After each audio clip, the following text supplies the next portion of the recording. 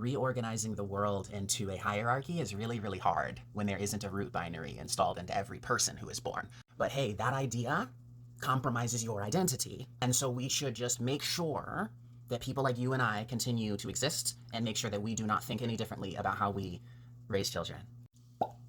But if I have a child, do I want to look down at them and say, you are a boy? No, I don't. And I don't want you to either. There is a very logical reason why we started doing that. But everybody identifies with Mulan. Everybody reached for something that they weren't allowed to like because of what they were born as. I am suggesting that we no longer assign that, and I am suggesting that we work toward a world and a society that does not repeat this binary thing that allows people to eventually dress like clowns, and that we no longer assign such meaning to certain fabrics and certain colors. And that no kid ever has to watch an episode of TV where the girl goes out for the football team and gets viciously bullied, but then proves that she's able to play a sport too. Preservation of my identity requires me to establish and reestablish a binary for me to not be a part of. My goal is to eliminate the enemy of my life. The enemy of my life is gender. And the first binary that all of us are installed with is gender. I'm trying to imagine how 6 generations from now, a society of people who aren't husbands and wives, but are just people getting married and they wear whatever it is they want to wear during that ceremony. How do they justify only having 2 people in that union?